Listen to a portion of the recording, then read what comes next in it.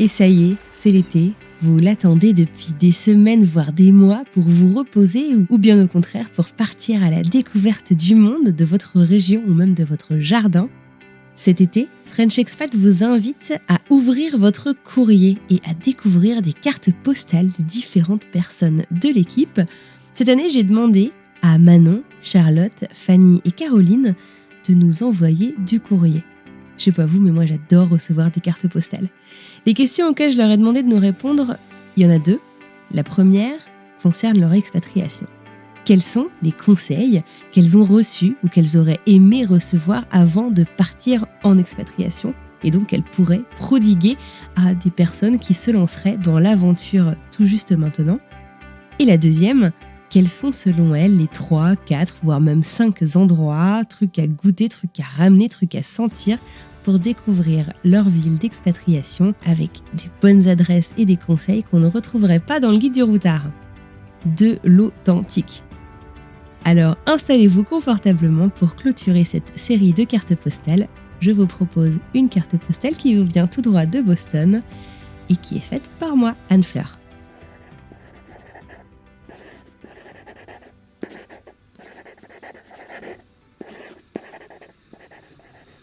Welcome to Boston Logan International Airport.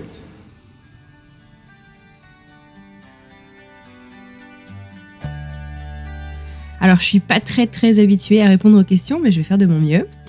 Pour situer, je suis venue aux États-Unis ne parlant pas vraiment un mot d'anglais pour un stage qui était obligatoire dans mon école, il y a presque 15 ans déjà. Et en disant ça, je me rends compte que je suis un peu vieille. Ce stage, c'était à Buffalo, dans l'État de New York, c'est dans le nord-est des États-Unis, au niveau des chutes du Niagara, dont vous avez peut-être déjà entendu parler. J'y ai rencontré mon mari, un local de l'étape, Mike. Je suis rentrée en France, il m'a rejointe quelques mois plus tard, et 3 ans après, on a décidé de revenir aux États-Unis. Buffalo d'abord, puis Boston, où on est basé depuis 9 ans. Des conseils qu'on m'a donnés que j'aurais voulu qu'on me donne. Je me souviens que quand je suis arrivée en 2007 pour un stage de 8 mois à l'époque, tous les étudiants étrangers que je rencontrais me demandaient pour combien de temps j'étais là. Et quand je leur disais, ils me répondaient que j'étais en fait que de passage. Je crois que beaucoup d'entre eux venaient pour des diplômes entiers, en fait, genre 3-4 ans, et ils se protégeaient un peu. Je l'ai compris pas mal d'années plus tard. Je crois qu'on se protège un petit peu quand on est là depuis longtemps. Personnellement, je m'investis beaucoup dans les amitiés que j'ai, qu'elles soient françaises ou non d'ailleurs, et après quelques déconvenues ou beaucoup d'au revoir, en fait, je dois avouer que je trouve ça hyper éprouvant de s'investir émotionnellement dans des amitiés pourtant vraiment géniales, avec des gens qui seront là juste pour un an. Au final, je suis souvent celle qui reste, celle qui dit au revoir, et il n'y a personne pour me consoler, à part mon mari. Alors je me conseillerais de ne pas juger les étudiants que je trouvais un peu snob il y a 15 ans. Un autre conseil, accepte cette soirée Anne Fleur. Accepte les propositions de tes amis de te faire découvrir la culture. La culture, c'est pas que les voyages. La culture, c'est les gens. Quand on est étudiant, en plus, c'est vraiment une grande chance qu'on a. On peut rencontrer des gens hyper facilement sans que ce soit super bizarre. Un travers que je note parfois, au début des expatriations, on compare beaucoup avec ce qu'on connaît, ce qu'on connaissait déjà. Alors moi, j'ai adoré tout lâcher, sans oublier qui j'étais, mais en oubliant certains codes. Et ça m'a offert une grande liberté, ça m'a vraiment libérée en fait d'un poids, et ça m'a offert surtout, je crois, une grande empathie. Et c'est grâce à ça, je pense, que je peux dire que je comprends la culture dans laquelle je vis. Et je pense que c'est aussi ce qui m'a fait tomber amoureuse vraiment du pays, en fait. Parce que je me suis un peu remise à ma place et j'ai accepté de pas savoir, j'ai accepté de pas comprendre. Et j'ai eu la chance de tomber sur des gens qui avaient envie de m'aider à comprendre et à comprendre la culture et le pays et les gens. Les États-Unis, c'est un pays de contraste. C'est bien sûr pas le seul pays de contraste dans le monde, mais c'est celui que je connais le mieux. Et voilà, je pense que un conseil qu'on m'avait donné et que je trouve toujours très d'actualité, c'est ne pas faire de généralité. Dire les Américains sont comme ça ou l'Amérique c'est comme ça, c'est généralement le meilleur moyen de dire des bêtises.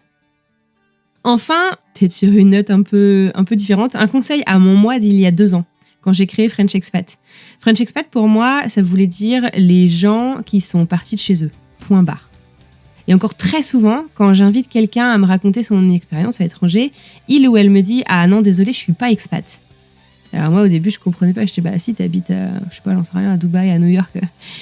Et en fait, maintenant, je réalise que j'aurais peut-être pu me renseigner. Moi, quand je suis venue, j'étais étudiante, je vous le disais, j'ai payé mes visas, ma carte verte et mon passeport avec mon argent, ou l'argent que j'avais pas. J'ai payé la crèche de mon fils de ma poche, je suis parfois à découvert, j'ai des dettes, je ne suis pas le cliché de l'expatrié. Le cliché de l'expatrié, il est fondé sur une réalité un peu ancienne en fait, et c'est dérangeant, parce que ça correspond du coup pas à la réalité actuelle. Les gens qui décident de vivre à l'étranger ne sont pas tous blindés de thunes, sont pas tous directeurs ou directrices de quelque chose avec un ou une conjoint qui est resté à la maison, avec les enfants à l'école française, les domestiques, ni des gens qui sont pas intégrés. Alors mon conseil serait de réfléchir au nom, que j'ai choisi vraiment en 2-3 secondes, pour éviter cette connotation négative. D'ailleurs, si vous avez des idées, dites-le moi.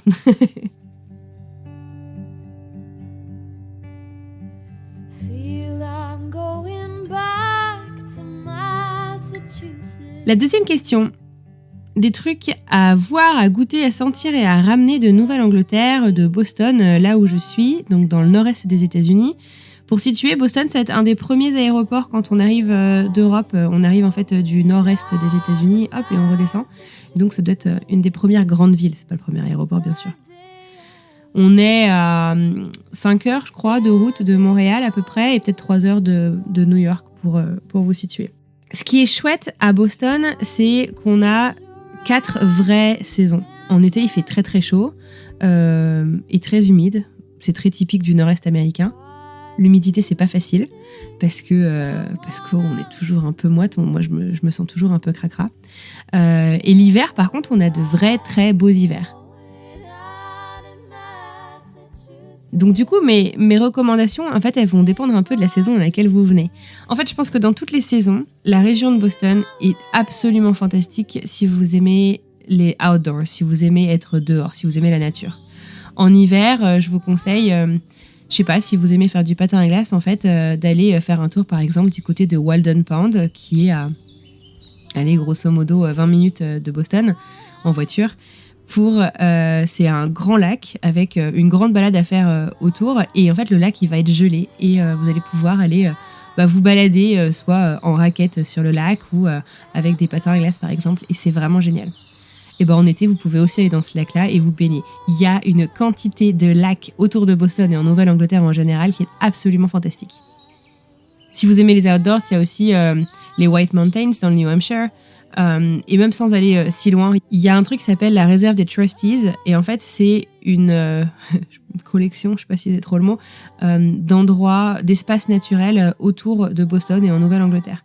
Et il y a des endroits du coup qui sont vraiment très préservés, qui sont absolument fantastiques. En été, je vous conseillerais aussi d'aller faire peut-être un tour du côté de Plum Island, qui est au nord de Boston, qui est une presqu'île, c'est beaucoup de sable, un petit peu de végétation. Si vous aimez prendre le soleil, vous allez trouver des espaces immenses à l'américaine. Vous allez trouver des grandes dunes. Alors l'eau est assez froide quand même. On est dans le nord des États-Unis, mais c'est vraiment magnifique. Et puis si vous avez envie de faire un petit peu plus de route, allez faire un tour du côté de Cape Cod. C'est sublime. Un truc à goûter, forcément, j'ai envie de vous dire, le lobster roll. Alors, le lobster roll, je suis bretonne, précisons-le. Pour moi, c'était un scandale, une hérésie totale, en fait, de se dire que vous allez foutre du homard dans un sandwich. Et j'ai mis des années à le goûter. J'étais en déni total. Et au final, en fait, donc c'est un homard. C'est très, très généreux en portions de homard. Dans un pain brioché, légèrement grillé, que vous allez retrouver donc avec une petite sauce type mayo, mais assez léger. Plus il y a de mayo, généralement, moins c'est bon. Vous allez trouver une petite salade avec, et puis c'est servi avec un coleslaw et souvent des frites. Ça paraît peut-être tout bête comme ça, mais c'est un délice. C'est hyper frais. C'est la saison des homards en Nouvelle-Angleterre, à peu près de juin à septembre, avec le gros pic qui doit être au mois d'août. Donc vous trouvez du homard pour vraiment pas cher et c'est délicieux. Un truc à ramener d'ici, on est aussi dans le coin des belles universités, des grandes universités. Je pense à Harvard et au MIT. Alors c'est un peu touristique, mais c'est toujours super sympa. Oui, vous pouvez visiter les campus et direction la Coupe, qui est la coopérative du Harvard et du MIT, qui est d'ailleurs le même magasin pour les deux. Et vous allez choisir votre sweat à capuche à l'emblème, à l'effigie de votre université à ramener en France ou peu importe où est-ce que vous rentrez. Voilà, et puis si vous venez faire un tour à Boston, faites-moi signe.